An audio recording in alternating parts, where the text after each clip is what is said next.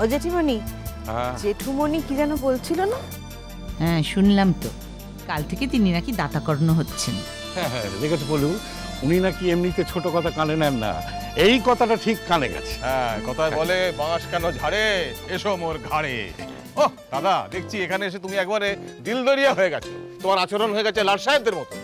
শোনো পলু, আমার না ওই কিপটে কিপটে শুনে শুনে মানে কান মাথা ভোঁ ভোঁ করছে, আমি এই বদনামটা ঘোচাতে চাই। তা কত দিচ্ছ?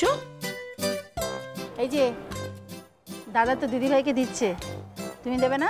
হ্যাঁ হ্যাঁ নিশ্চয়ই, এ কি এক যাত্রায় তো আর পৃথক ফল হতে পারে না। হ্যাঁ দেবো দেবো তো, দাদা কত দেয় আগে জানি, তারপর দেবো। সে ওরা যা চাইবে তাই দিয়ে দেবো। আচ্ছা তাহলে এখানকার টাকায় 10,000 টাকা করে দিয়ে দিলেই হয়ে যাবে। হ্যাঁ হ্যাঁ ও বৌদি, তাহলে বাকি কটা দিন আমরা এখানে কি করবো? মানে তোমাদের এখানে কি খরচা আছে গো? সব খরচা খরচ তো বাবু করছে। বলু হ্যাঁ শোনো, আর কথাবার্তা না করে ও যা চাইছে বাবা দিয়ে দাও। দিয়ে দেবো? হ্যাঁ দিয়ে দাও দিয়ে দাও, চলো ঝামেলা রেখো না আর কিছু। চলো চলো। 1 2 3 4 1 2 3 4 তোরা কর কর কিনা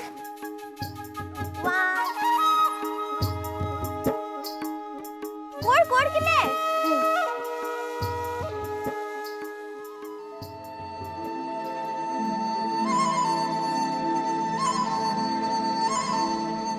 কখন দিচ্ছ?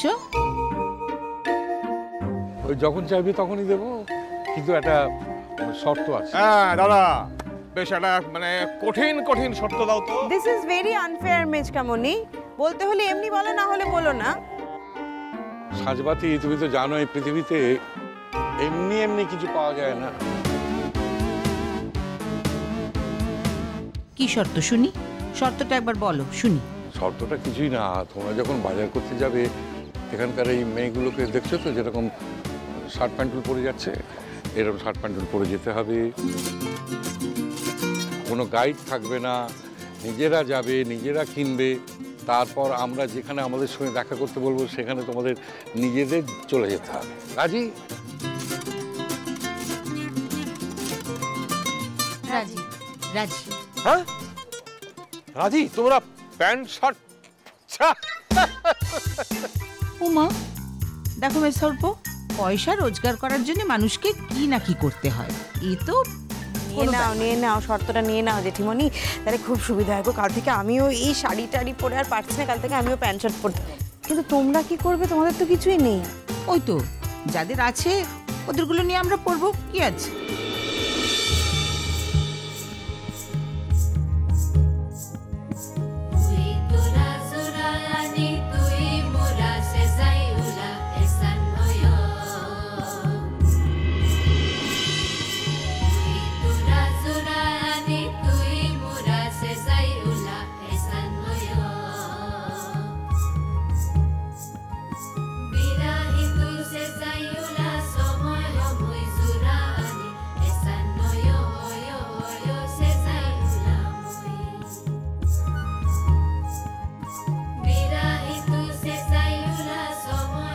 ওই দেখো ভাইয়া, কি হলো?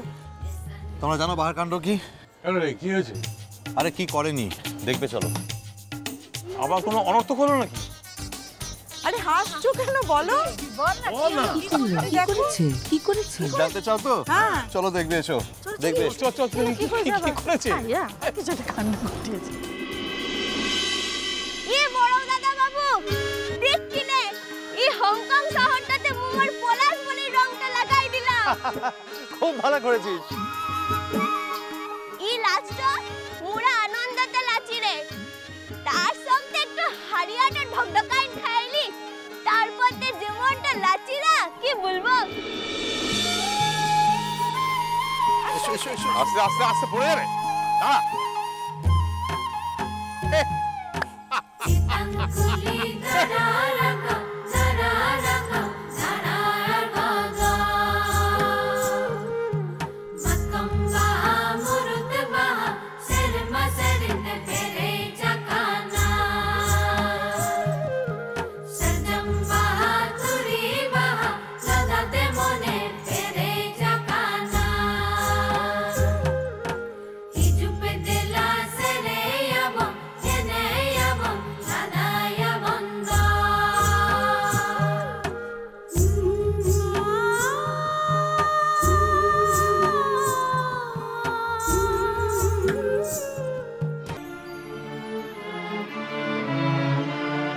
বাজে?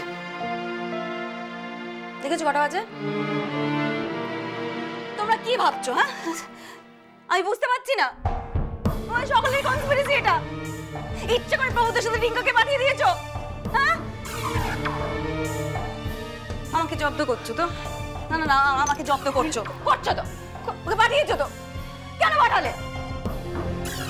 কটা বাজে? কি বললো প্রভুতে যাওয়ার সময়? কিছুক্ষণের মধ্যে টিঙ্কাকে ফেরত দিয়ে দেবে, পাঠিয়ে দেবে বললো তো? এখনো আসেনি। বলো। চুপ করে থাকতে হবে? বলো না, টিঙ্কা এখনো আসেনি, বলো।